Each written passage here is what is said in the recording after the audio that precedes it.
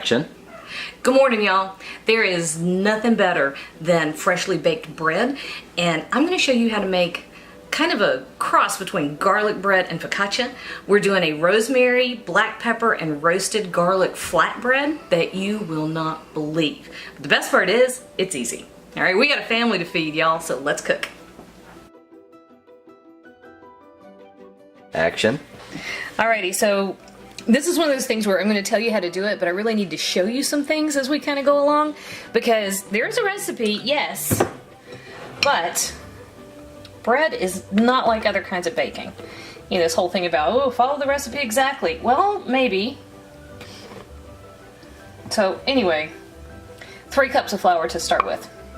The reason I say maybe is because sometimes flour is more or less absorbent depending on the weather, right? And sometimes it's just bad fairies that get in your kitchen and make things not turn out right.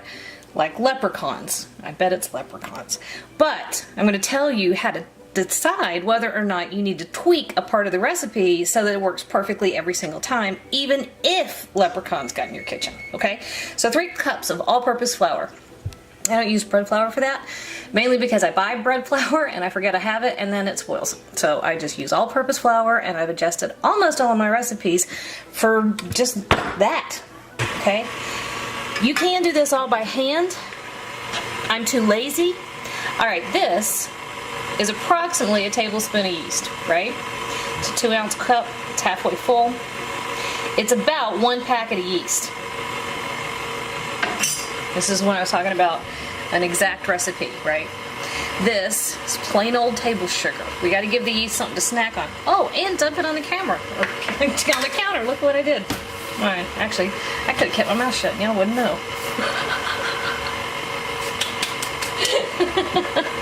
And about a tablespoon of kosher salt, just like that. And the idea is to get them inside your mixing bowl. Okay, I love bread because you're talking 3 to 4 ingredients max, right? All right, this is a cup of warm water. People talk about using water that you would bathe a baby in. I don't know why. I don't know why babies are your... Well, why are babies your standard measurement? It's mainly because the yeast needs to be woken up, but if you put it in there too hot, you'll kill your yeast and then your bread won't rise. Look at what that's doing. See? It's like it's all stuck on the sides. Okay, hang on, I'm coming. Then you scoot over a second, up in this drawer. Alright. Eventually that would have fixed itself, but I wasn't going to sit here and wait on it. Now, we do not have enough water or flour in here. This is a ratio recipe, so I like to do recipes that are 1 of something to every 2 of something else, or things like that. And so this one, it's 5 cups of flour, and about 2 cups of water, and then 1 each yeast, sugar, salt. So 5, 2, 1, 1, 1. I really tried to come up with something clever to say about that, and I got nothing. All right. I do know. I know something really smart. If you want a game changer for how you cook and bake, go find a book called Ratios. I guess I can't pour more water in there since my cup is empty. Hang on. I had some pretty good ideas about ratios for a long time. And I found that book, and it made all these kind of vague ideas just kind of go, oh my gosh. All right, can you see how that looks kind of shaggy? We're going to start adding another cup of water. About a 1/4 cup at a time, not too much. A little bit more.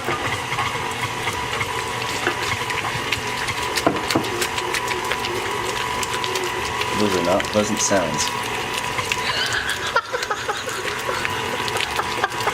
You know what it sounds like? Have you seen people when they grab their cheek and flap it and it makes that sound right there? Have you seen people do that? I can't, I'm not gonna do it. I could, I'm not gonna. All right, now it's loosening up. Now one thing I will say about using a dough hook, your dough tends to climb the hook. And sometimes instead of actually kneading it, So theoretically what's supposed to happen is the dough climbs the hook, falls back down, and that the action will repeat, thereby kneading your dough. However, sometimes it just climbs the dough or dough hook and sits there, and so instead of getting kneaded, your dough is just like on a merry-go-round, which doesn't do anything. Well, I guess your bread could have a good time. Alright, so here's what we're doing now. I'm gonna let that fall off. We're gonna give it another cup of flour.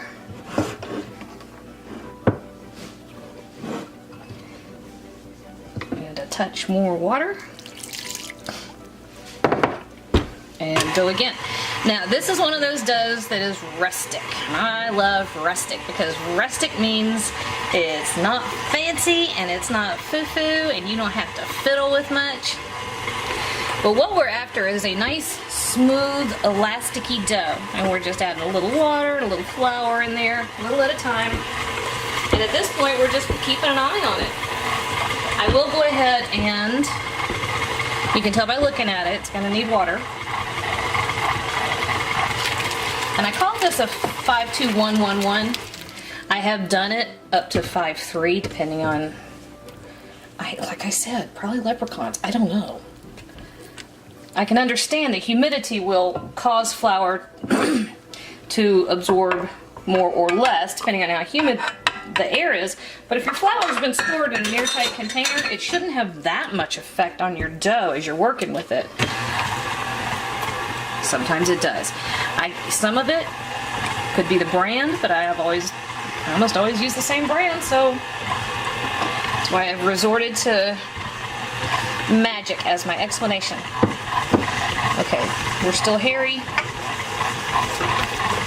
We're almost to the part where I'm going to turn the camera off and just let the dough knead, but I'm trying to get exact measurements for today for you first. It was exactly 5 cups of flour. We're going to need just a little bit more water, but at this point, not much. So go like a tablespoon at a time. Boone, are you trying not to yawn? That was a big sigh.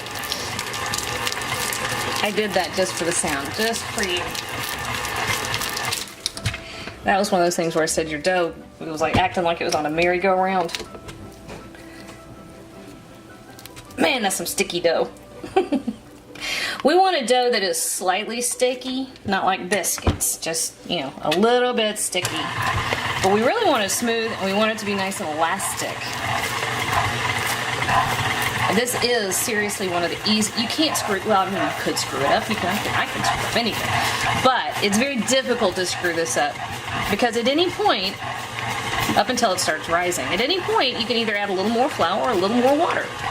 And as long as you don't add enough that you go beyond the rising capacity of your yeast, you're good. Alright, no more water, no more flour.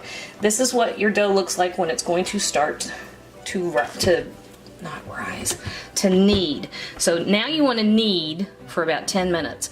I do mine in here. Like I said, I don't want to mess with it on the counter, but if you're one of those knead by hand folks, you know, God bless you, because you're a different type of thinker. I'm gonna knead this in my mixer, and we'll be back. I'll show you what it looks like at that point. Cut. Action. Alright, so we had about 10 minutes where the mixer was doing all the work for me. Yay me. And this is what we ended up with. And you see, it's a little bit sticky, but not very much. Alright, now at this point, you could go ahead and start mashing it out on the baking sheet, but I'm not gonna. I'm gonna do one more thing. So I have here a couple of teaspoons of coarsely ground black pepper. And this is gonna go in here. And then I have a full tablespoon of dried rosemary, right? This is gonna get another minute or so just to get those seasonings all the way through the dough. Oh my gosh, the fragrance is amazing. Can you smell that, Boone? You can smell the rosemary and the black pepper, and that's really fresh black pepper. Now see, it's trying to climb up the dough hook again.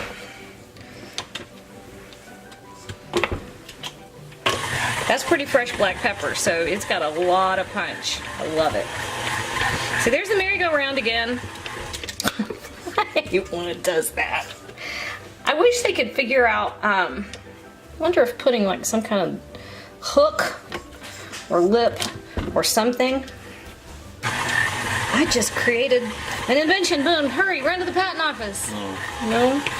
Why? Because you're 14 and not allowed. I tell you what, guys. I'm going to take this off the hook and put it back down and take it off and put it back down. And there are 48 times to get those seasonings mixed. But I won't make you watch me do it. Cut. Alright, there we go. All the seasonings were pretty well evenly distributed. And we have a nice springy dough. Yeah. That's about right. That's just about perfect. Alright, at this point, I am simply going to lay a towel.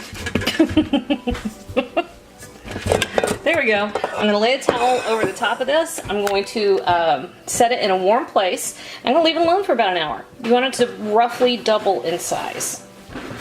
Back then. 15 minutes in the oven. Perfect. I just wanted to show you one thing. You see that?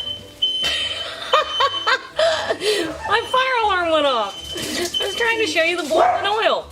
Okay, let me go deal with all of this. Action. Alright, I was trying to show everybody the oil actually boils on the bottom of the thing, and the fire alarm went off because it's the most sensitive fire alarm on the planet. So anyway, be careful, it's hot. Alright, and then all you do is, well, I mean, you can just tear chunks off of it if you want to. This is what I like to do. Just cut strips because you've got breadsticks. How about that action? And check it out. Crispy bottoms. There's nothing better than crispy bottoms. Alright, you can eat this just like it is. Just stand here and tear off pieces of it. Nobody will say a word because it's that good. However, if you want to, just kind of go crazy. This is a quick tomato sauce. I will link it. You can make it. Use that as a dipping sauce. Or, if you're hardcore, this is garlic oil. This is the oil left over from roasting the garlic. When Boone came in a minute ago, he goes, I just want to put garlic all over it. So this is me hooking Boone up. Check that out. Dip that crusty bread. Whoa.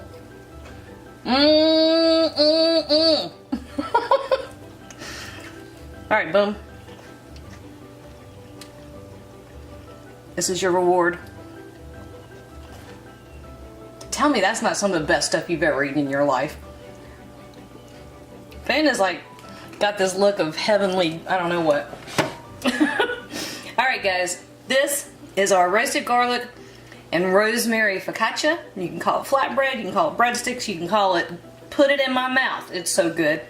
You saw how easy it was. We don't really even measure much, and then if it's not working, it doesn't matter, we can fix it. You need to try this one. It is absolutely over the top delicious. If you're gonna eat, you should eat well. Cut. Hey YouTube, thanks for watching, and if you thought that video was helpful, do me a huge favor. Hit like, hit subscribe, hit the little bell so you get a notification whenever I post a new video. And if you have a second, hop on over to Patreon and check out how to support my channel even more. Again, thanks for watching.